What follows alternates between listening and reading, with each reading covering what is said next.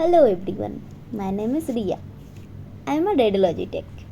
So we have to do night duty. Basically, we have 2 nights in a week and then we got a night off. It was the day of my second night. এই second নাইটটা না বড্ড বিরক্তিকর, ঘুম যেন ভাঙতেই চায় না। তাই ঘুম ভাঙানোর জন্য আমি একটু চা বানিয়ে নিয়েছিলাম। চা খেয়ে ফ্রেশ মুডে একটু স্কিন কেয়ার করে নিলাম।